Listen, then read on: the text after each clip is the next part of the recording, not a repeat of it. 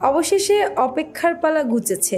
বাংলাদেশ সময় মঙ্গলবার দিবাগত রাত ৩:৫৭ যুক্তরাষ্ট্রের ফ্লোরিডা উপকূল থেকে ৫০ মাইল দূরে সমুদ্রে অবতরণ করেছে নভোচারী সুনিতা উইলিয়ামস ও বুচ উইলমোরকে বহনকারী ক্যাপসুল। প্রায় ৯ মাস তারা মহাকাশ স্টেশনে আটকে পড়েছিলেন। সুনিতা উইলিয়ামসের জন্ম ১৯৬৫ সালের ১৯ সেপ্টেম্বর যুক্তরাষ্ট্রের ওহাইওর অঙ্গরাজ্যের ইউক্লিডে। এ পর্যন্ত তিনি ৩ বার মহাকাশ স্টেশনে গেছেন। সুনিতা উইলিয়ামস কে, কিভাবে মহাকাশচারী হয়ে ওঠেন তিনি? আসুন তার সম্পর্কে জেনে নেওয়া যাক।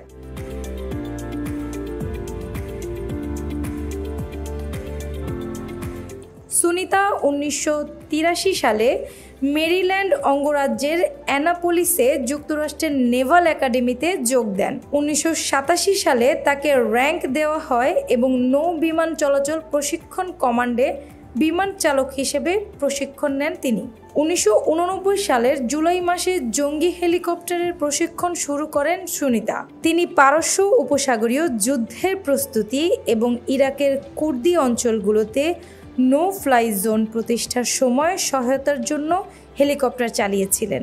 এছাড়া ১৯৯২ সালে যুক্তরাষ্ট্রের মায়ামিতে হ্যারিকেন অ্যান্ড্রু আঘাত হানার পরও একই দায়িত্ব পালন করেন। ১৯৯৩ সালে সুনিতা নেভাল টেস্ট পাইলট হিসেবে কাজ শুরু করেন। পরবর্তী সময়ে টেস্ট পাইলট প্রশিক্ষক পদে উন্নতি হন তিনি বিভিন্ন ধরনের ৩০টির বেশি উড়োজাহাজ চালানোর দক্ষতা অর্জন করেন। এ সময় তার ফ্লাই সময় ছিল ২৭৭০ ঘন্টা। যখন তিনি মহাকাশ কর্মচারীর নভোচারী হিসেবে নির্বাচিত হন, তখন তিনি ইউএসএস সাইপানে দায়িত্ব পালন করছিলেন।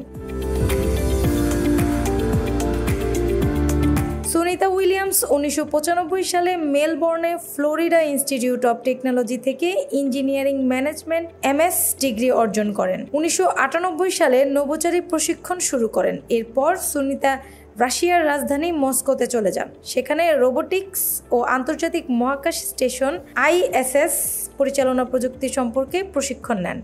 এ সময় তিনি রাশিয়ার ফেডারেল স্পেস এজেন্সির কাজ করেন এবং আইএসএসে অভিযাত্রার জন্য ক্রু হওয়ার প্রস্তুতি নিতে শুরু করেন। ২০০৬ সালের ৯ ডিসেম্বর মহাকাশযান ডিসকভারিতে করে আন্তর্জাতিক মহাকাশ স্টেশন বা আইএসএস যান সুনিতা, যেখানে তিনি এক্সপেডিশন ১৪ ও ১৫ এর ফ্লাইট ইঞ্জিনিয়ার হিসেবে কাজ করেন। ওই সময় মহাকাশ স্টেশনে থাকার সময় সুনিতা ৪ বার মহাকাশে হাঁটেন। সব মিলিয়ে ২৯ ঘন্টার বেশি সময় তিনি মহাকাশযানের বাইরে কাটান। তিনি মহাকাশে ১৯৫ দিনেরও বেশি সময় অতিবাহিত করেন।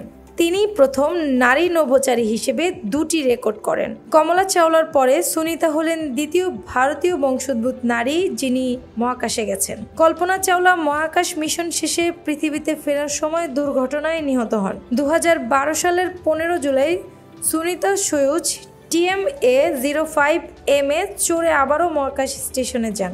তিনি এক্সপেডিশন ৩২ এর ফ্লাইটে ইঞ্জিনিয়ারের দায়িত্ব পালন করেন।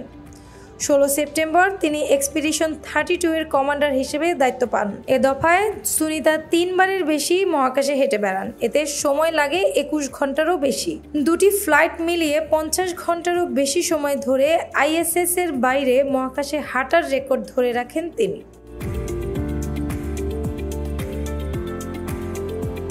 ১২৭ দিন মহাকাশে কাটানোর পর ২০১২ সালের ১১ নভেম্বর পৃথিবীতে ফিরে আসেন সুনিতা। দুটি মহাকাশ সফরে ৩২১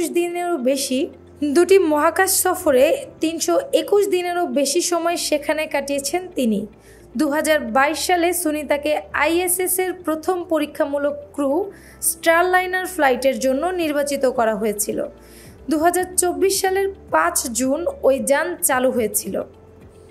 ওই মিশনে বেরি উইলমোর কমান্ডার ছিলেন আর সুনিতা ছিলেন পাইলট। মিশন শুরুর পরদিনই স্টারলাইনার মহাকাশ স্টেশনে অবতরণ করেন। ১ সপ্তাহ থাকার কথা থাকলেও কারিগরি জটিলতার কারণে তারা সেখানে আটকে পড়েন। প্রায় ৯ মাস পর মঙ্গলবার দিবাগত রাত ৩:৫৭ তিনি ও বুচ পৃথিবীতে ফিরে আসেন।